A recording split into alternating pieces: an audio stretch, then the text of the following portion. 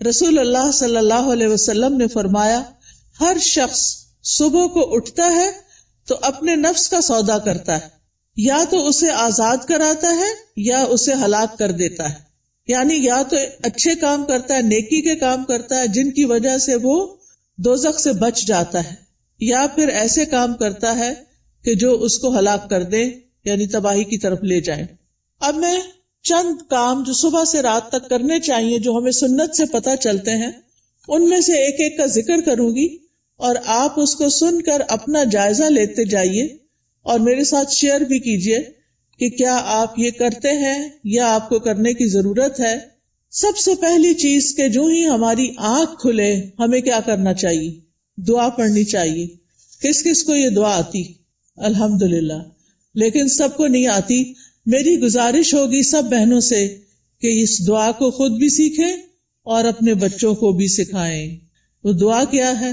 الحمدللہ الذی احیانا بعدما اماتنا والیہ النشور۔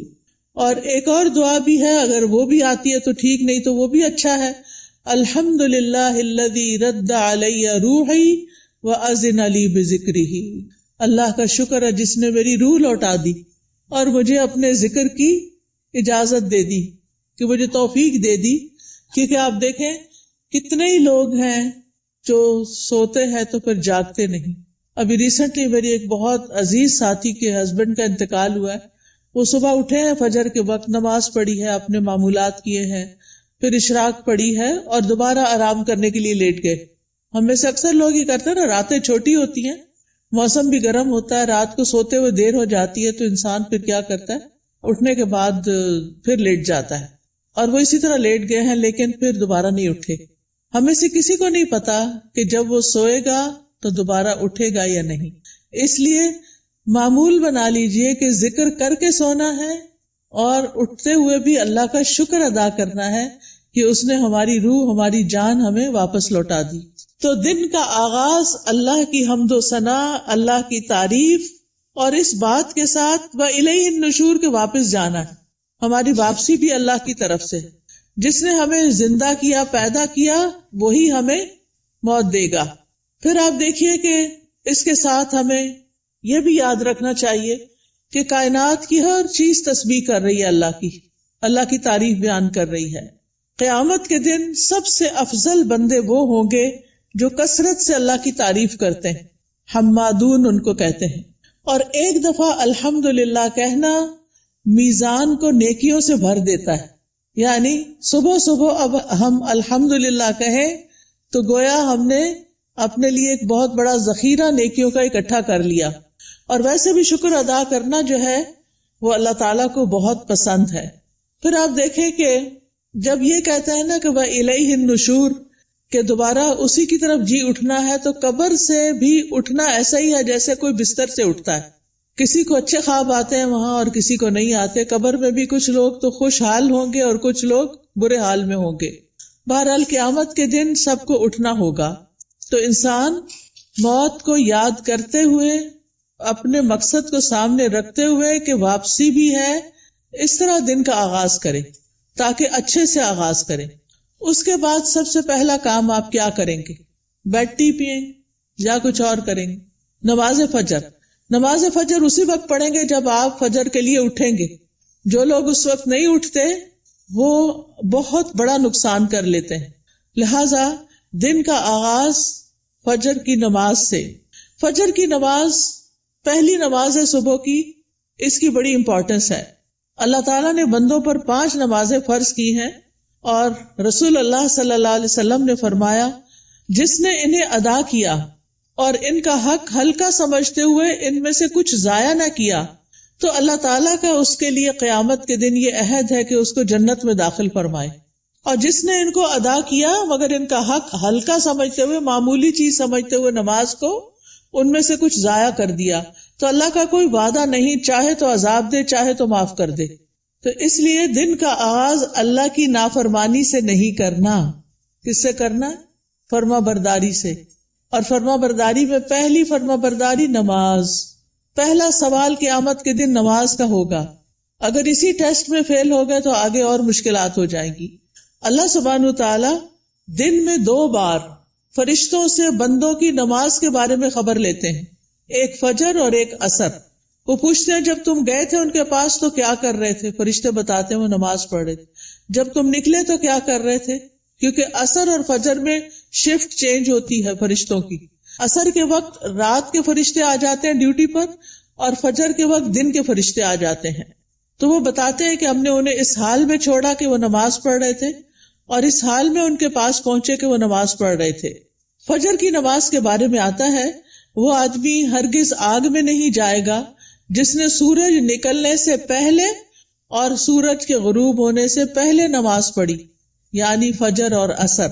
رسول اللہ صلی اللہ علیہ وسلم نے یہ بھی فرمایا کہ جس نے صبح کی نماز پڑھی وہ شام تک اللہ کے ذمے ہے، یعنی اللہ کی حفاظت میں ہے۔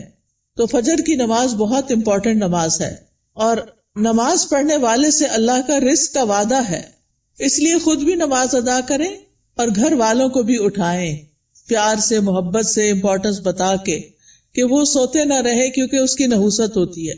فجر کی نماز میں 2 سنتیں پڑھنا بہت ضروری ہے۔ کچھ لوگ صرف فرض پڑھتے ہیں نا، تو فجر میں آپ سنت نہیں چھوڑ سکتے۔ حضرت عائشہ رضی اللہ تعالی عنہا بتاتی ہیں کہ آپ صلی اللہ علیہ وسلم نے فرمایا فجر سے پہلے کی 2 رکعتیں دنیا اور جو کچھ اس میں اس سے بہتر ہے۔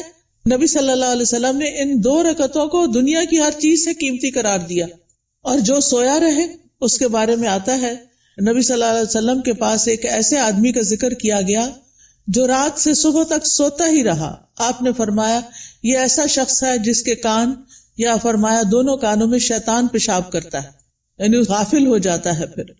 اور اسی طرح ایک اور خواب آپ صلی اللہ علیہ وسلم کا، اس میں آپ کو دکھایا گیا کہ ایک شخص تھا جس کا سر پتھر سے کچلا جا رہا تھا۔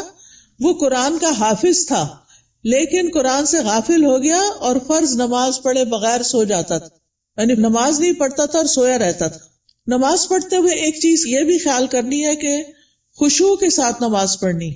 خشوع کا مطلب رونا نہیں ہوتا، بلکہ دل کا متوجہ ہونا ہوتا ہے، یعنی شعور کے ساتھ رب سے مناجات کریں، اطمینان اور خشوع سے سجدہ کریں، یعنی پورے سکون کے ساتھ، کیونکہ ایک سجدے کی وجہ سے اللہ تعالیٰ ایک درجہ بڑھا دیتے ہیں اور ایک گناہ مٹ جاتا ہے۔ نماز کے فوراً بعد کیا کرنا چاہیے؟ اذکار، شابش۔ نماز کے بعد اگر کوئی مصلی پر بیٹھا رہے تو جب تک اس کا وضو نہیں ٹوٹتا فرشتہ اس کے لیے دعا کرتا ہے، اللہم اغفر لہ، اللہم ارحمہ، اے اللہ اس کی بخشش فرما دے، اے اللہ اس پہ رحم فرما۔ یعنی آپ مصلی پہ بیٹھے ذکر کر رہے ہیں، تسبیحات پڑھ رہے ہیں، دعائیں کر رہے ہیں، اور فرشتہ آپ کے لیے دعائیں کرنا شروع ہو گیا ہے۔ تو ہم میں سے ہر ایک کو فرشتوں کی دعائیں لینی چاہیے۔ اسی طرح ہر نماز کے بعد 33 بار سبحان اللہ، 33 بار الحمدللہ، اور 34 بار اللہ اکبر پڑھنا چاہیے، اور آخر میں لا الہ الا اللہ وحدہ لا شریک لہ لہ الملک و لہ الحمد وہو علی کل شیء قدیر پڑھا جائے تو جو ایسا کرے گا اس کے سارے گناہ معاف کر دیے جائیں گے۔ ٹھیک ہے، چاہے وہ سمندر کی جھاگ کے برابر ہو۔ کتنی بڑی بات ہے نا یہ، اس لیے اس کا اہتمام کیا رکھنا ہے۔ اگر کسی وجہ سے آپ مصروف ہیں، 33 بار نہیں پڑھ سکتے تو 10 بار بھی پڑھ سکتے ہیں۔ ٹھیک ہے، پھر یہ کہ انگلیوں پر تسبیح کریں، کیونکہ انگلیاں قیامت کے دن کیا کریں گی؟ گواہی دیں گی۔ ہر فرض نماز کے بعد آیت الکرسی ضرور پڑھیں۔ اس کا فائدہ کیا ہے؟ جی، ایسے شخص کو موت کے علاوہ کوئی چیز جنت میں لے جانے سے نہیں روک سکتی، اتنا بڑا اجر و ثواب۔ میں یہ ساری باتیں اس لیے کر رہی ہوں کہ آپ اپنا جائزہ لیں۔ اگر کوئی چیز چھوٹ گئی ہے، بھول گئی ہے، پتہ ہے لیکن کرتے نہیں، تو کرنا شروع کر دیں۔ وہ دن جس میں یہ باتیں کریں گے آپ، اس کی نسبت بہت زیادہ اجر و ثواب والا ہوگا جس میں آپ یہ نہیں کریں گے۔ دنیا کے کام کبھی ختم نہیں ہو سکتے، لیکن ہمیں کیا کرنا چاہیے؟ اپنے اذکار، اپنی عبادات کو بھولنا نہیں۔ اسی طرح ہم میں سے اکثر لوگ کہتے ہیں مجھے نظر لگ گئی، وہ فلانے نے جادو کر دیا، وہ گھر میں یہ شر ہو گیا۔ تو اس کا حل بتایا گیا ہے کہ ہر نماز کے بعد قل هو اللہ 1 دفعہ، قل اعوذ برب الفلق 1 دفعہ، اور قل اعوذ برب الناس 1 دفعہ پڑھیں۔ یہ نماز کے بعد پڑھنی چاہیے۔ اچھا، اب آپ دیکھیے کہ بعض لوگ بیمار ہوتے ہیں، کوئی ایسی تکلیف ہوتی ہے ان کو سمجھ نہیں آتی، وہ پڑھ کے اپنے ہتھیلی پہ پھونک مار کے اپنے سر سے، منہ اور پورے جسم پر اپنا ہاتھ پھیر لیا کریں.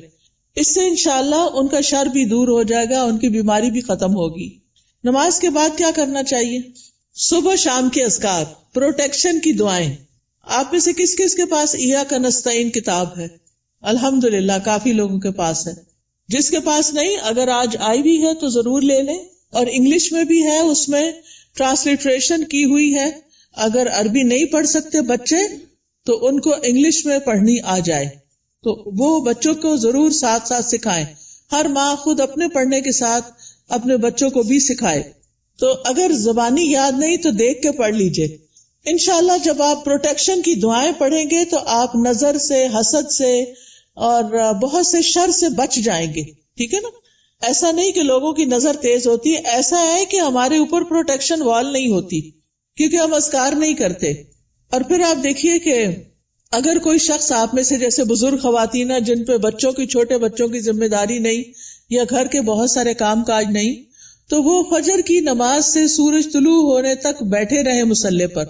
کیونکہ رسول اللہ صلی اللہ علیہ وسلم نے فرمایا جو شخص صبح کی نماز جماعت کے ساتھ ادا کرے پھر بیٹھا اللہ کا ذکر کرتا رہے یہاں تک کہ سورج نکل آئے، پھر 2 رکعتیں پڑھے اشراق کی، یعنی اس کے لیے ایک حج اور عمرے کا ثواب ہے. کوئی معمولی اجر؟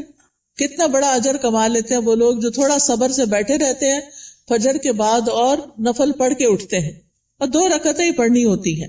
تو انسان کا دل، اس کی روح، یہ سیراب ہو جاتے ہیں ان اعمال سے جو ابھی تک میں نے آپ کو بتائے. آپ کے لیے خیر و برکات کے دروازے کھل جاتے ہیں، دنیا اور آخرت میں سلامتی کا ذریعہ ہے، عظیم اجر و ثواب کا ذریعہ ہے، شر کے آنے سے پہلے، تکلیف کے آنے سے پہلے، واقع ہونے کے بعد اسے ہٹانے کا ذریعہ ہے. یہ دعائیں، یہ جو میں بتا رہی ہوں نا پروٹیکشن کی دعائیں جو ہیں، رب کے سامنے فقر اور عاجزی کا اظہار بھی ہے، اللہ تعالیٰ کی نعمتوں کا اعتراف بھی ہے. اور یہ ایسے ہی ہے جیسے کوئی دشمن سے بچنے کے لیے اپنے آگے کوئی بال کھڑی کر لے. تو انشاءاللہ اگر ساری نہیں بھی پڑھ سکتے تو معوذتین، بسم اللہ الذی لا یضر، اعوذ بکلمات اللہ التامات من شر ما خلق، اور کچھ اور مختصر دعائیں پڑھ کے اپنے اوپر بھی پڑھیں اور بچوں کو بھی پڑھنا سکھائیں. اس کے بعد کیا کریں گے یہ بتائیے؟ تلاوت کریں، چاہے تھوڑی سی ہی کیوں نہ کریں. اور اگر میں سمجھتی ہوں بچوں کے اسکول جانے کا وقت ہوتا ہے تو اپنی تلاوت کا وقت نہیں رہتا، پھر آپ کیا کریں؟ اپنے فون پر قرآن مجید کا کچھ نہ کچھ حصہ ریگولر لگا دیں. کوئی پورے قرآن کو ڈاؤن لوڈ کر لیں، اب تو ایسی ویب سائٹس بھی ہیں، وہاں سے آپ شروع کریں، الحمد سے الناس تک پورا کریں. ہر روز تلاوت لگا دی، بچے بھی تیار ہو رہے ہیں، آپ بھی کچن میں کام کر رہی ہیں اور ساتھ ساتھ تلاوت سنیں. کیوں؟ ان الذین یتلون کتاب اللہ واقاموا الصلاۃ وانفقوا مما رزقناہم سرا وعلانیۃ یرجون تجارۃ لن تبور.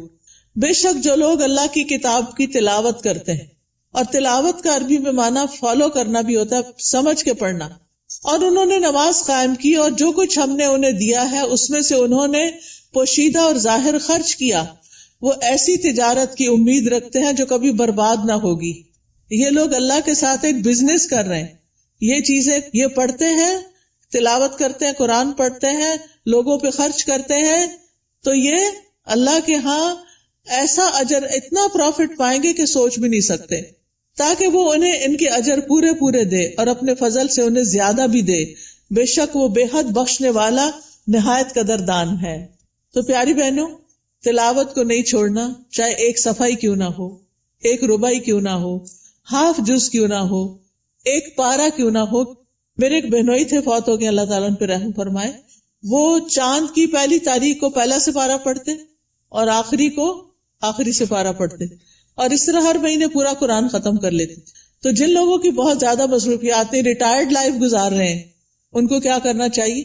قرآن کی تلاوت زیادہ کرنی چاہیے، کیونکہ قرآن جو ہے یہ غموں کا علاج ہے، شفا ہے، سکون کا ذریعہ ہے، اس لیے اس کو نہیں چھوڑنا.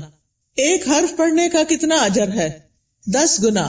ایک حرف الف پڑھیں گے تو 10 نیکیاں، لام پڑھیں گے تو 10 نیکیاں، میم پڑھیں گے تو 10 نیکیاں.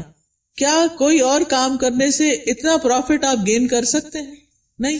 ہاں ایک مشکل ہے، کچھ لوگوں کو پڑھنا نہیں آتا، یا ان کی تجوید ٹھیک نہیں، یا وہ ڈرتے ہیں کہ کوئی سن لے گا تو پھر کیا ہوگا. تو ایسی صورت میں ان کو اپنی تجوید ٹھیک کرنی چاہیے. اس کے لیے میں آپ کو ایک طریقہ بتاتی ہوں، اور وہ طریقہ ہے ایک ایپ ڈاؤن لوڈ کر لیں، لرن قرآن. کس کس کے پاس ہے یہ ایپ؟ 8-10 لوگوں کے پاس ہے، زیادہ نہیں ہے. آپ یہ ایپ اگر ڈاؤن لوڈ کر لیں. اچھا، قرآن پر آل کس کے پاس ہے؟ وہ بھی تھوڑے سے لوگوں کے پاس ہے. ان دونوں میں سے کوئی بھی ایپ آپ ڈاؤن لوڈ کر لیں. یہ آپ آئی فون پہ بھی کر سکتے ہیں اور اینڈرائڈ پہ بھی کر سکتے ہیں. ٹھیک ہے، اس میں آپ تجوید سیکشن پہ چلے جائیں. تجوید پہ جائیں گے تو وہاں آپ کو ایک ایک آیت کہلوائی ہوئی ملے گی. پہلے ٹیچر پڑھے گی، پھر پیچھے آپ پڑھیں گے. تو آپ کیا کریں، جب ٹیچر پڑھ رہی ہو غور سے سنیں، جب اسٹوڈنٹس آگے پڑھے آپ بھی ساتھ شامل ہو جائیں.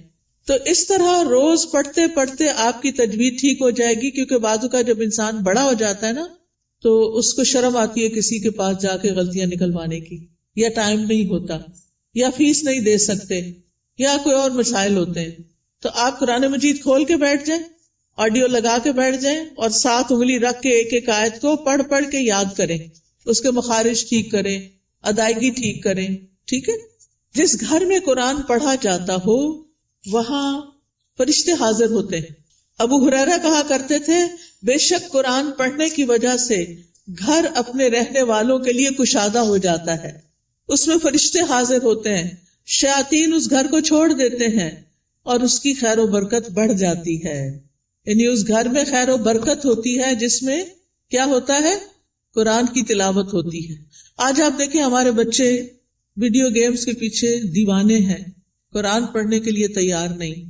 ہم اپنے پیچھے کیا چھوڑ کے جا رہے ہیں؟ آپ کو پتا نا، جب بچے قرآن پڑھتے تو ماں باپ کو بھی ثواب ملتا ہے کیونکہ انہوں نے ان کو پڑھوایا. لیکن اگر ہمارے بچے قرآن ہی نہیں پڑھ رہے تو مرنے کے بعد کون ہمارے لیے دعائیں کرے گا، کون ہمارے لیے کچھ کرے گا؟ تو اس لیے پیاری بہنوں، آپ ان کے لیے عملی نمونہ بنو، رول ماڈل بنو. آپ گھر میں ان کے بیچ میں بیٹھ کے تلاوت کرو، سیکھو. اگر نہیں تو انہیں بتائے، میں اب دیکھو اس ایج میں سیکھ رہی ہوں، چلو ہم سب مل کے سیکھتے ہیں. ان کو بھی ساتھ بٹھا لیں، چھوٹی سی گھر میں کلاس بنا لیں، 2-3 بچے اور آپ خود بیٹھ جائیں. اگر آپ کے ہسبینڈ بھی ساتھ بیٹھ جائے تو بہت ہی اچھا ہے. اگر یہ نہیں ہوتا تو کوئی ٹیچر ہائر کریں جو گھر پہ آئے، یا آپ اس کے پاس لے جائیں یا آن لائن پڑھائیں. لیکن اس فریضے سے آپ نے کوتاہی نہیں کرنی کہ بچوں کو قرآن سکھا کے جانا ہے دنیا سے. اور جس گھر میں قرآن نہیں پڑھا جاتا وہ اپنے رہنے والوں کے لیے تنگ ہوتا ہے، نحوست ہوتی ہے اس میں. فرشتے اس گھر کو چھوڑ دیتے ہیں، شیاطین آ جاتے ہیں اور اس گھر کی خیر و برکت کم ہو جاتی. تب ہمارے اوپر ہے نا، ہم کیا چاہتے ہیں. قرآن مجید صرف موبائل سے نہیں پڑھیں، وہ بھی ٹھیک ہے اگر نسخہ نہیں ہے آپ کے پاس، لیکن مصحف ہونا چاہیے. اور مصحف کو اپنے سرانے رکھا کریں. سرانے سے مطلب بیڈ سائڈ ٹیبل ہے نا، وہاں رکھا کریں. کیونکہ قبر میں بھی قرآن سرہانے کی طرف سے آئے گا اور بچائے گا. اگر دنیا میں ساتھ نہیں رکھا نا، قبر میں نہیں آئے گا. سمجھ آ گئی بات؟ تو ابھی سے اس کو پاس رکھے، ساتھی بنائیں تاکہ قبر میں بھی وہ آپ کے ساتھ ہو. حدیث میں آتا ہے، آدمی کو جب اس کی قبر میں لایا جاتا ہے تو فرشتہ اس کے سر کی طرف سے عذاب دینے کے لیے آتا ہے. تو تلاوت قرآن اسے دور کر دیتی ہے. قبر میں عذاب نہیں دینے دیتے، وہ کہتے پیچھے جاؤ. جب فرشتہ سامنے آتا ہے تو صدقہ اسے دھکیل دیتا ہے. جب پاؤں کی طرف آتا ہے تو مساجد کی طرف جانا اس کو دھکیل دیتا ہے. ٹھیک ہے، پھر آپ دیکھیے کہ تلاوت کر لی آپ نے، تو آپ اب اٹھ کے 2 نفل پڑھ لیں اگر آپ نے پہلے نہیں پڑھے تلاوت سے. ورنہ فجر کی نماز پڑھ کے تلاوت شروع کر دیں اور پھر اشراق کے نفل پڑھ لیں، تو ٹائم بھی پاس ہو جائے گا، حج عمرے کا ثواب بھی ملے گا. یہ 2 نفل جو ہیں سارے جوڑوں کا صدقہ ہے. میں اکثر لوگوں کو بتاتی ہوں، اگر آپ کے جسم میں آپ کو جوائنٹس پین ہے تو آپ یہ تجربہ کر کے دیکھیں، اپنے سارے جوڑوں کا صبح صبح صدقہ دیں، 2 نفل پڑھیں، آپ کی تکلیف دور ہو جائے گی. کیونکہ میں نے یہ پرسنلی ایکسپیرینس کیا. پھر آپ دیکھیے، ہر روز اپنے نفع مند علم میں اضافہ کریں. چاہے کوئی اچھا لیکچر سنیں، چاہے کوئی کلاس جوائن کریں، چاہے کوئی کتاب پڑھیں. تو علم نافع جو ہوتا ہے وہ 2 طرح کا ہوتا ہے. ایک دینی اور شرعی علم، جس میں ہم قرآن کا ترجمہ سیکھتے ہیں، تفسیر سیکھتے ہیں، جس میں ہم دعائیں سیکھتے ہیں، جس میں ہم نماز کا طریقہ سیکھتے ہیں، سیرت کے بارے میں سیکھتے ہیں، احادیث پڑھتے ہیں. یہ دینی علوم ہے. اور دنیاوی علم جس سے انسان دوسروں کو فائدہ پہنچا سکے، جیسے طب ہے، ڈاکٹر بننا ہے، بزنس ہے، ایگریکلچر ہے، انڈسٹری کے بارے میں جاننا، آئی ٹی کے بارے میں، یہ ساری تعلیم حاصل کرنا تاکہ آپ دوسرے لوگوں کو فائدہ پہنچا سکیں اور اپنی ارننگ بھی کر سکیں. تو یہ بہت فائدے کی چیز ہے کہ اب آپ نے نماز، قرآن تلاوت، اشراق سب کر لی، اب یا اپنی جاب پہ جائیں یا پھر اگر گھر میں ہیں تو گھر کے کام کاج کریں اور اس کے بعد اپنا نالج بھی بڑھائیں. اس کے لیے آپ سیکوینس کے ساتھ لیکچر سنا کریں. کبھی حدیث جیسے شروع کر لی ہے تو وہ سارے لیکچرز پورے کر لیں، ہر روز ایک ایک کر کے. اگر تفسیر شروع کر لی ہے تو اس کو شروع کر کے آگے تک لے جائیں، لیکن اپنے علم میں پختگی لائیں. اور اگر ہو سکے تو کوئی نہ کوئی کلاس جوائن کریں. رسول اللہ صلی اللہ علیہ وسلم نے فرمایا، جو شخص صبح کے وقت اس لیے مسجد کی طرف نکلا کہ بھلائی سیکھے یا سکھائے تو اس کے لیے پورا حج ادا کرنے والے کے مثل اجر ہے. اتنا بڑا اجر ہے. یاد رکھیں، علم سیکھنے اور سکھانے کے لیے وقت مقرر کریں، جگہ مقرر کریں، ورنہ اگر آپ صرف چلتے پھرتے ہی سن رہے ہیں تو پکا علم نہیں آئے گا. کوئی بات سمجھ آئے گی، کوئی نہیں آئے گی. نہ ہونے سے بہتر ہے کچھ تو سن لیں، لیکن گھر میں بھی ٹیبل چیئر سیٹ کر کے رکھیں اور اپنا لیپ ٹاپ سیٹ کریں اور کوئی آن لائن کلاس جوائن کر لیں یا پھر گھر میں پڑھیں، خود سے سیلف اسٹڈی کریں، لیکن ٹائم اور پلیس، زمان اور مکان مقرر کریں. اس سے آپ کی گروتھ ہوگی. جتنا جتنا آپ سیکھتے جائیں گے آپ نیکیوں میں آگے بڑھتے جائیں گے، برائیوں سے دور ہوتے چلے جائیں گے. پھر آپ دیکھیں کچھ بہنیں ناشتہ نہیں کرتی، وہ کہتی ہیں کہ موٹے ہو جائیں گے اور چھوڑو پرے، لیکن ناشتہ ضرور کریں. آپ کو کام کرنے کے لیے، پڑھنے کے لیے، جاب پہ جانے کے لیے انرجی چاہیے. چاہے چند کھجوریں ہی کیوں نہ کھا لیں، کھجور پانی لے لیں، کچھ اور سیڈز وغیرہ لے لیں، نٹس لے لیں، جو بھی آپ کو پسند ہو. اگر دودھ پسند ہے تو زیادہ دودھ اور کم چائے ڈال کے پی لیں. بہت سے لوگ صرف کافی پی لیتے ہیں، تو وہ درست نہیں کہ آپ اپنے آپ کو صرف ایسی چیزوں پر کہ جو آپ کے اندر کیفین ڈالے اور آپ صرف اس کی وجہ سے ایکٹیو اور غذائیت نہ ہو، تو آپ دیکھیں کہ پھر آپ سے بہت سے کام ہو نہیں پاتے، آپ جلدی تھک جاتے ہیں. تو اس کو بھی بچائیے. اپنے جسم کی حفاظت بھی عبادت ہے، ٹھیک ہے نا؟ جسم کی حفاظت بھی عبادت ہے. یہ نہیں کہ سب کی ٹیک کیئر کرتے کرتے اپنے آپ کو بھلا کے رکھ دیں اور پھر کسی کام کے نہ رہیں، نمازیں بھی بیٹھ کے شروع کر دیں. یہ نہیں ہونا چاہیے. پھر آپ دیکھیے کہ کھانا بھی عبادت ہے. بسم اللہ پڑھ کر کھائیں، بیٹھ کر کھائیں.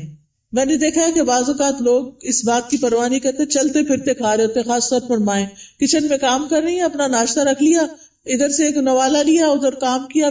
یہ درست نہیں. آپ کے بچے بھی یہی کریں گے. چھوٹے بچوں کو بھی میں نے دیکھا ہے وہی بھاگتے دوڑتے کھا رہے ہوتے ہیں. یہ درست طریقہ نہیں ہے. سنت طریقے سے کھائیں، کھانا عبادت ہو جائے گا. پھر دائیں ہاتھ سے کھائیں اور پیئیں. ہر گھونٹ پہ الحمدللہ کہیں. پھر کھانا کھا کر بھی دعا کریں. کس کس کو آتی ہے دعا؟ پڑھیں مل کے ذرا کھانا کھانے. الحمدللہ. کچھ لوگوں کے ہونٹ نہیں ہلے، یا تو دعا نہیں آتی یا بخل کیا انہوں نے پڑھنے میں. اگر نہیں آتی تو کوئی حرج نہیں، سیکھ لیں، آپ کا دن عبادت بن جائے گا. ہمارے دین میں صرف نماز پڑھنا عبادت نہیں. ہم نے ابھی آیت میں کیا سنا؟ نماز پڑھو اور نیکی کرو. وہ کون سی نیکی ہیں جو نماز کے علاوہ ہیں؟ وہ یہی نیکیاں ہیں. اپنی کیئر کرنا بھی نیکی ہے اور بسم اللہ پڑھ کے کھانا بھی نیکی ہے، الحمدللہ کہنا بھی نیکی ہے. جو بندہ پانی پی کر الحمدللہ کہتا ہے اللہ اسے راضی ہو جاتا ہے، خوش ہو جاتا ہے. کہ یہ مشکل کام تو نہیں اللہ کو راضی کرنا، بشرطے کہ ہمارے کچھ آداب اور مینرز ایسے ہوں. صبح صبح اپنے آپ سے سیلف ٹاک کیا کریں اور کہا کریں میری ساری زندگی میرے رب کے لیے، میں اللہ کی بندی ہوں، اللہ کی فرما بردار بنوں گی، اللہ کا حکم مانوں گی، اللہ کو راضی کروں گی. اپنے آپ سے یہ باتیں کیا کریں. میں ہر کام اللہ کی پسند کا کیا کروں گی، کیونکہ جو آپ سوچتے ہیں آپ بولتے ہیں پھر وہ کرتے بھی ہیں. ٹھیک ہے نا؟ کیونکہ ہمارے دل میں کیا ہوتا ہے، فلاں کیا کہے گا، اس کو خوش کرنا، اس کو راضی کرنا، فلانا کام کرنا، فلانا. ٹھیک ہے وہ سب کریں لیکن اپنا خیال بھی رکھیں. ہم نماز پڑھ کے بھی عبادت کرتے ہیں، ہم مخلوق کا خیال رکھ کے بھی عبادت کر رہے ہوتے ہیں، اور ہم اپنے عادات کو اچھا بنا کے بھی عبادت کر رہے ہوتے ہیں.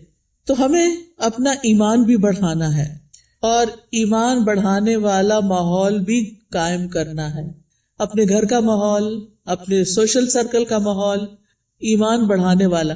آپ ایسے لوگوں سے ملیں جن سے ملنے کے بعد آپ کا ایمان اوپر جائے، اور ان لوگوں سے ذرا دور رہیں، اسپیس دیں جن سے مل کے آپ کی طبیعت خراب ہوتی ہے، اور وہ ایسی غیبت کرتے ہیں کہ آپ کا ایمان خراب کر دیتے ہیں.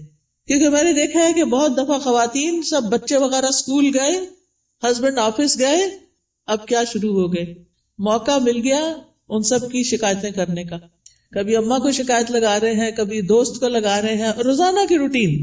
کچھ لوگوں کو تو ہمیں فون کرنا ہی ہوتا ہے کہ ہمارے دوست ہوتے ہیں، آ نہیں سکتے، ہم جا نہیں سکتے، تو ہم فون پہ باتیں کرتے ہیں. اور اب تو فیس ٹائم اور پتہ نہیں کیا کیا باتیں کرنے کے ذریعے آ گئے ہیں دور بیٹھے لوگوں سے بھی. ایک دن ایک بچی نے مجھے فون کیا، رو رہی ہو. میں نے کہا کیا مسئلہ ہے، تمہیں کچھ اور کی طرف سے تکلیف ہے؟ نہیں کوئی تکلیف نہیں، تمہارے رزق کی کمی نہیں، وہ بھی کمی نہیں، میرے پاس ہر نعمت. میں نے کہا پھر کیوں رو رہی؟ کہتی ہے وہ میری بھابھی نے میری امی کا جینا حرام کر رکھا ہے. میں نے کہا آپ کو کیسے پتا چلا؟ یعنی مجھے لیٹسٹ خبر دے رہی تھی کہ آج میری بھابھی نے یہ فساد گھر میں کیا. میں نے کہا وہ اللہ کے بندے آپ کو بتاتے کیوں ہیں؟ وہ یو کے میں رہتی تھی. میں نے کہا آپ پاکستان کی خبریں یو کے میں سن کے رو کے کینیڈا میں رپورٹ کر رہی ہیں، ساری دنیا کو سر پہ اٹھایا ہوا ہے. کیا فائدہ ایسی زندگی کا؟ اگر ہمارے گھر میں کوئی جھگڑا نہ تو اللہ کے واسطے بیٹیوں کو آرام سے اپنے گھر میں رہنے دیں، اپنے جھگڑوں کو گھر میں خود ہی نپٹا لیں. بہو کی شکایتیں بیٹی کو، بیٹی کی شکایتیں باپ کو، اس کو یہ چھوڑ دیں. یہ سکون برباد کرنے والی چیزیں ہیں. بات کریں تو علم کی بات کریں، اچھی کسی کو کھانا پکانے کی ٹپ دیں، کوئی بیمار ہے تو اس کو صحت کے لیے کوئی مشورہ دیں، لیکن اس قسم کی باتیں نہ کریں کیونکہ یہ غیبت ہے. اور آپ کی نے جو وہ صبح سے وہ اٹھی ہوئی ہے نا اور جو کچھ کیا ہے سب صفائی ہو جائے گی، شام ہونے سے پہلے سب کچھ ختم. تو اس لیے بہت ضروری ہے کہ ہم کیا کریں، اپنی زندگی کا جائزہ لیں کہ کون سی چیزیں ایمان بڑھانے والی ہیں اور کون سی گھٹانے والی ہیں. ایمان گھٹانے والے کام، گناہ کے کام، نافرمانی کے کام، جھوٹ اور بخل. پھر آپ دیکھیں کہ اپنے جسم اور اپنی روح کا خیال کرنے کے لیے اپنے آپ کو صاف ستھرا رکھیں، یہ بھی عبادت ہے. آپ نے وہ حدیث سنی ہوگی نا، صفائی نصف ایمان ہے، وہ بچپن میں رٹا دیتے ہیں.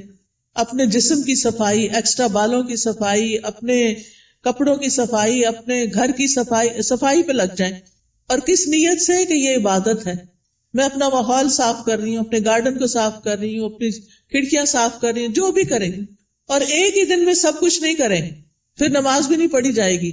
اپنا اسکیجول بنا کے سیٹرڈے کو یہ کرنا، سنڈے کو یہ، منڈے کو یہ، اور کس کام میں کس کو ساتھ لگانا ہے، بچوں کو لگانا ہے، ہسبینڈ کو لگانا ہے، اپنی کسی فرینڈ کو بلا کے ساتھ لگانا ہے، وہ سارا کچھ لکھ کے رکھ لیں.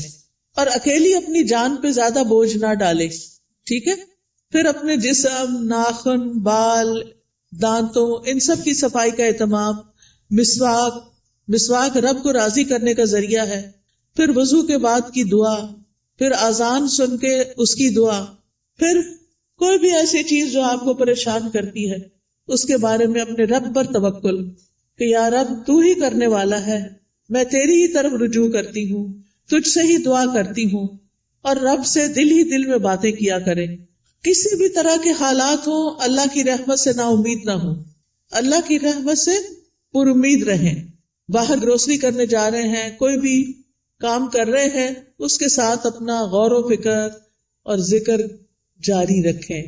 تمام دن اللہ کے ذکر سے اپنی زبان کو تر رکھیں. یعنی دنیا کے کام کرتے ہوئے جب زبان یعنی کہ خالی ہے، کچھ بھی بولنے کو نہیں، تو اللہ کا ذکر دل ہی دل میں اور زبان سے کرتے رہیں، کیونکہ اس سے آپ کے دل میں سکون رہے گا، آپ کی روح سرشار رہے گی. ایک دفعہ سبحان اللہ اور الحمدللہ کہنے سے زمین آسمان بھر جاتا ہے. اور یہاں پر کچھ کارڈز بھی ہم آپ کے لیے لائے ہیں جن میں اذکار ہیں، تو اپنے کام کاج سے فارغ ہو کے آپ وہ ذکر کر سکتے ہیں، جیسے یہ تسبیحات ہیں. پھر اسی طرح اگر آپ کو رزق کی تنگی ہے تو یہ رزق میں کشادگی کے لیے دعائیں ہیں. پھر اگر کسی اہم کام میں آپ کو مشورہ کرنا تو یہ استخارہ ہے، استخارہ کیسے کریں اور اس کی دعا. پھر اسی طرح اللہ کا شکر ادا کرنے کے لیے یہ الحمدللہ کا کارڈ ہے، یہ دعائیں ہیں شکر ادا کرنے کی، اللہ کی تعریف کی، کیونکہ اللہ کی تعریف کرنے والے قیامت کے دن سب سے افضل بندے ہوں گے. پھر یہاں کچھ تسبیحات بتائی گئی ہیں، ان کا انگلش میں بھی ٹرانسلیشن ہے جن کے بہت بڑے بڑے فائدے ہیں. پھر آپ دیکھیے اگر قرض سے پریشان ہیں، مالی معاملات میں، تو یہ دعائیں ہیں، ان کا بھی انگلش ٹرانسلیشن موجود ہے. پھر یہ پروٹیکشن کی دعائیں ہیں. تو آپ دیکھیے کہ معمولی قیمت کے یہ کارڈ جو ہیں آپ کی زندگی میں بہت بڑی تبدیلی لا سکتے ہیں.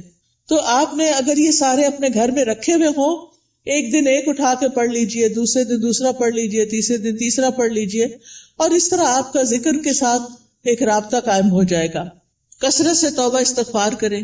اگر کوئی مسائل ہے زندگی میں، کوئی پریشان کر رہی ہے چیز، تو استغفار کی کثرت، استغفر اللہ کی تسبیح کر سکتے ہیں، اللہم اغفر لی کی تسبیح کر سکتے ہیں.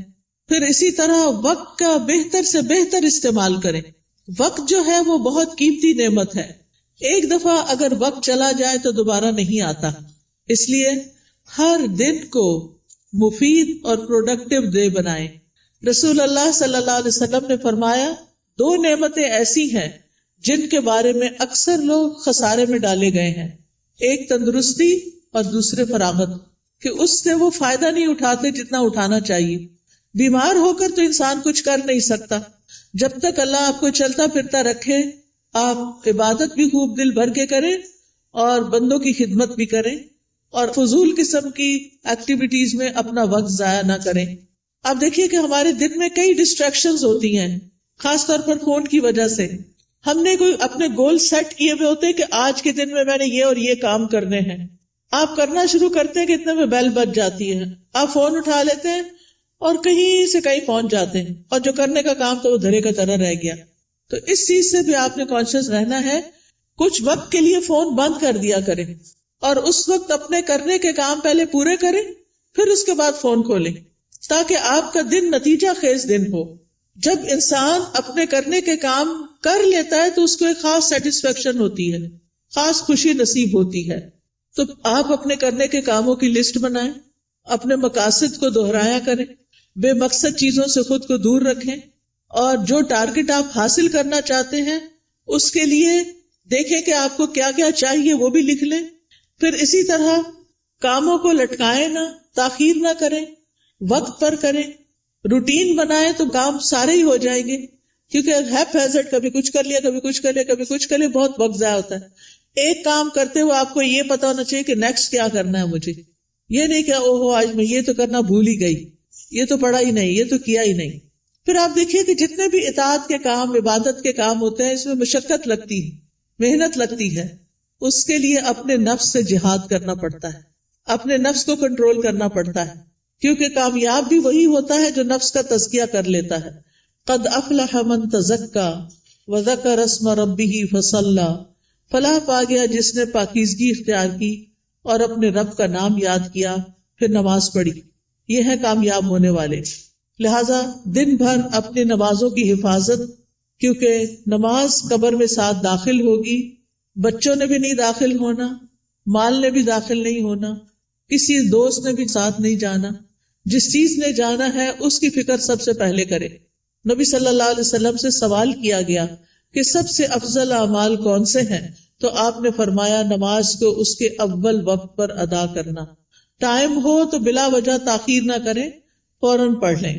اور پھر نماز کی 12 سنتیں بھی ادا کیا کریں دن بھر میں، کیونکہ ایسا کرنے والے کے لیے جنت میں گھر بنا دیا جاتا ہے. آپ دیکھیے کہ صرف 1 سال اگر کوئی شخص سنت موقدہ پڑھتا ہے تو نہ پڑھنے والے کے درمیان اور اس کے درمیان 4320 رکعتوں کا فرق پڑ جاتا ہے. یعنی ایک وہ شخص جو 12 رکعتیں پڑھتا ہے سال بھر اور دوسرا صرف فرض پڑھ رہا ہے اور کوئی نہیں پڑھ رہا سنت، تو ان دونوں کے درمیان 1 سال میں اتنا فرق پڑ جائے گا. اگر 1 رکعت بھی وتر روز پڑھتے ہیں آپ تو سال میں 365 رکعتیں بنتی ہیں، یہ منیمم. لیکن کچھ لوگ وتر بھی نہیں پڑھتے، وہ اس سے بھی محروم. روزانہ چاشت کی 2 رکعتیں پڑھنا یا اشراق کی 2 رکعتیں پڑھنا اور نہ پڑھنا برابر نہیں، 703 رکعتوں کا فرق پڑ جاتا ہے. ٹھیک ہے، تو اس لیے اپنی سستی کی وجہ سے نمازوں سے غفلت نہ برتیں، سنتوں کی بھی حفاظت کریں. پھر یہ ہے کہ دن میں کوئی چوٹ لگ گئی، کوئی بری خبر سن لی، کوئی بچے کا کام ایسا آ گیا، کوئی دل کو ناخوشگوار کرنے والی چیزیں آ گئی، تو ایسے میں اللہ کی طرف فوراً رجوع کرے. کوئی بری خبر سن لی، فوراً اللہ کی طرف رجوع. اور پھر اس کے بعد ہر کام عبادت سمجھتے ہوئے کرے، چاہے کھانا پکانا ہے، چاہے صفائی کرنا ہے، چاہے کپڑے دھونا ہے. کھانا کھلانا جو ہے وہ افضل ترین عبادت ہے. قرآن مجید میں آتا ہے وَيُطْعِمُونَ الطَّعَامَ عَلَى حُبِّهِ مِسْكِينًا وَيَتِيمًا وَأَسِيرًا إِنَّمَا نُطْعِمُكُمْ لوجہ اللہ لا نرید منکم جزاء ولا شکورا. وہ اس کی محبت میں کھلاتے ہیں مسکین کو، یتیم کو، اسیر قیدی کو. کیا کہتے ہیں کھلاتے ہوئے؟ ہم تمہیں صرف اللہ کے چہرے کی خاطر کھلا رہے ہیں کہ ہم اللہ کا دیدار کرنا چاہتے ہیں. ہم تم سے نہ شکریہ چاہتے ہیں نہ بدلہ چاہتے ہیں. انا نخاف من ربنا یوما عبوسا قمطریرا. بے شک ہم اپنے رب سے اس دن کے بارے میں ڈرتے ہیں جو تیوری چڑھانے والا نہایت سخت ہوگا. تو ان کے ساتھ کیا معاملہ ہوگا؟ اللہ بھی ان کو قیامت کے دن کی مشقتوں سے بچا لے گا اور ان کو خوشی اور تر و تازگی ملے گی. فوقاہم اللہ شر ذلک اليوم ولقاہم نضرۃ وسرورا. تو اس لیے کھانا گھر والوں کو بھی پکا کے کھلائیں یا مہمانوں کے لیے پکائیں تو خوشی خوشی پکائیں، احسان نہ جتائیں اور ضائع نہ کریں. کپڑے دھونا، نہانا، بچوں کو نہلانا، گھر صاف کرنا، یہ سب صفائی اور طہارت کے اہتمام ہیں، یہ ایمان کو مکمل کرتے ہیں. پھر آپ دیکھیے کہ نیکیوں کے کام میں سستی نہیں کرنی. نیکی کا کوئی بھی کام، آپ کی دوست نے فون کر دیا کہ فلاں شخص بیمار ہے، غریب ہے، اس کے لیے مدد کرنی ہے، آپ بھی اپنا کچھ حصہ ڈال دیا، صدقہ کر دیا. تو نیکی کے ہر کام میں حصہ ڈالا کریں. حضرت ابوبکر کے بارے میں آتا ہے، نبی صلی اللہ علیہ وسلم کی مجلس میں لوگ بیٹھے ہوئے تھے. آپ نے پوچھا آج تم میں سے کس نے روزے کی حالت میں صبح کی ہے؟ حضرت ابوبکر رضی اللہ عنہ نے عرض کیا میں نے. آپ نے پوچھا آج کس نے مریض کی عادت کی؟ انہوں نے کہا میں نے. آپ نے پوچھا تم میں سے جنازے میں کس نے شرکت کی؟ انہوں نے کہا میں نے. آپ نے پوچھا کس نے مسکین کو آج کھانا کھلایا؟ تو ابوبکر کہتے ہیں میں نے رضی اللہ عنہ. تو نبی صلی اللہ علیہ وسلم نے فرمایا جب کسی شخص کے لیے ایک ہی دن میں یہ خصلتیں جمع ہو جائیں وہ جنت میں ضرور داخل ہوگا. یہ جنت میں جانے والے کام. اچھا ہمیں پتہ چلتا رہتا ہے کوئی بیمار ہے، اچھا کہتے اچھا اللہ اس کو شفا دے، بس ادھر ہی بیٹھ گئے، خبر نہیں لیتے. ہمیں پتہ ہوتا ہے کہ کوئی بھوکا ہے یا نہیں کھانا پکا سکتا یہ کھا سکتا، ہم کر سکتے ہیں تو ہم توجہ نہیں کرتے. ہم راشن کا انتظام کر سکتے، ہم کسی بھی طرح مدد کر سکتے ہیں، لیکن اس کی طرف توجہ کرنے کی ضرورت ہے. پھر اللہ کی نافرمانی سے بچیں، جہنم کو سامنے رکھتے ہوئے گناہوں سے بچیں. یعنی صرف نیکی کے کام کرنا کافی نہیں، گناہوں سے بچنا بھی بڑا ضروری ہے. پھر لوگوں کے ساتھ معاملہ کرتے ہوئے اچھے اخلاق سے پیش آئیں. سب سے پہلا حق آپ کے اوپر والدین کا ہے. زندہ ہیں تو ان کی زیارت کو جائیں، ان سے بات کریں، ان کے لیے دعائیں کریں، ملاقات کریں تو ان کی پیشانی چومیں، ہاتھ چومیں، کیونکہ والدین سب سے زیادہ حسن سلوک کے مستحق ہیں. نماز میں ان کے لیے دعائیں کریں. فوت ہو گئے ہیں تو ان کے لیے دعا کے علاوہ صدقہ کیا کریں. گھر والوں کے لیے باعث خیر بنے، اپنے گھر والوں کو آگ سے بچائیں، ان کو نیکی اور دین کی طرف لا کر. پھر اسی طرح جہاں بھی بیٹھے خیر پھیلانے والے بنے، دوسروں کا بھلا کرنے والے، دوسروں کو فائدہ پہنچانے والے. کسی کو کوئی اچھا مشورہ دے دینا، کسی کا کوئی دل ہلکا کر دینا، کسی کو کوئی کسی چیز کے بارے میں رہنمائی کر دینا، علم سکھانا. آپ دیکھیے کہ بعض اوقات علم سکھانا مال خرچ کرنے سے بھی افضل ہے. کیوں؟ اس لیے کہ مال خرچ کرنے سے ختم ہو جاتا ہے اور علم سکھانے سے بڑھ جاتا ہے اور پکا ہو جاتا ہے. اس لیے چاہے اپنے بچوں کو سکھائیں، چاہے اپنے بہن بھائیوں کو کچھ نہ کچھ چھوٹا موٹا کنٹریبیوشن کرتے رہا کریں. جو اچھی باتیں آپ کو پتہ چلی ہیں وہ دوسروں کو بھی بتائیں. اس کے لیے آپ کے گھر میں کتابیں ہونی چاہیے، آپ کو کوئی نہ کوئی کلاس جوائن کرنی چاہیے تاکہ آپ سیکھیں اور سکھائیں. اس کے لیے کوئی بہت پی ایچ ڈی کرنے کی ضرورت نہیں ہوتی، وہ چند لوگ بھی کر لے تو کافی ہو جاتے ہیں. باقی لوگ روز مرہ کی چھوٹی چھوٹی چیزیں اور خاص طور پر خواتین اپنے بچوں کی تربیت کرتے ہوئے ان کو آداب اور مینر اور اخلاق سکھائیں گے تو یہ بہت بڑی کنٹریبیوشن ہوگی، وہ آپ کے لیے صدقہ جاریہ بنے گی. تو لوگوں کے ساتھ اچھے اخلاق سے پیش آئیں. ابن قیم کہتے ہیں آدمی کی برکت یہ ہے کہ وہ جہاں بھی مقیم ہو خیر کی تعلیم دے، خیر پھیلائے. تو اچھے اخلاق سے بھی انسان خیر پھیلا رہا ہوتا ہے. پھر اسی طرح دور پار ریلیٹیوز کی خبر گیری کرنا، پڑوسیوں کی خبر گیری کرنا، مریضوں کی خبر گیری کرنا، ملاقات کے وقت سلام کرنا، اپنے آس پاس کے لوگوں کا ہاتھ پٹانا، ان کے ساتھ تعاون کرنا. گھر میں اگر آپ کے علاوہ اور لوگ رہتے ہیں، اگر آپ بچے اور والدین ہیں تو ان کے کاموں میں ان کا ہاتھ بٹانا، کسی رشتہ دار کو ڈرائیو کر کے ہاسپٹل تک لے جانا. یعنی چھوٹے چھوٹے کام ہیں جن میں آپ دوسروں کے لیے خیر اور بھلائی کا باعث بنے. کسی پر خرچ کرنا، اپنے عزیزوں پیاروں کو تحفے تحائف دینا، یہ سارے نیکی اور خیر کے کام ہیں جو آپ کے دن کو افضل بنا دیتے ہیں. پھر زبان کی حفاظت، یہ بڑی ضروری ہے، کیونکہ جو بات بھی ہم کرتے فرشتے لکھ لیتے ہیں. تو فضول باتیں نہیں کرنی، کیونکہ ہماری انرجی ضائع ہوتی ہے اس میں بھی. کام کی بات کرنی ہے. انسان کے اسلام کا حسن یہ ہے کہ بیکار باتوں سے کنارہ کشی کرے. نبی صلی اللہ علیہ وسلم نے فرمایا خوشخبری ہے اس کے لیے جس نے اپنی زبان پہ قابو پا لیا اور اسے اس کے گھر نے گنجائش دی اور وہ اپنے گناہ پہ رویا. یعنی اس کا گھر اس کے لیے کافی ہو گیا، اس کے لیے سہولت ہے اس میں، اور فضول باتیں نہیں کرتا. کیلو کال چھوڑ دینا چاہیے. ہی سیڈ، شی سیڈ، یہ کہا گیا، فلاں نے یہ کیا، اس نے وہ، اس سے بہت سے فساد پھیلتے ہیں. مغیرہ بن شعبہ کہتے ہیں نبی صلی اللہ علیہ وسلم نے فرمایا بے شک اللہ تعالیٰ تمہارے لیے 3 باتیں پسند نہیں کرتا. بلا وجہ کی گپ شپ، بیکار کی باتیں اللہ کو پسند نہیں.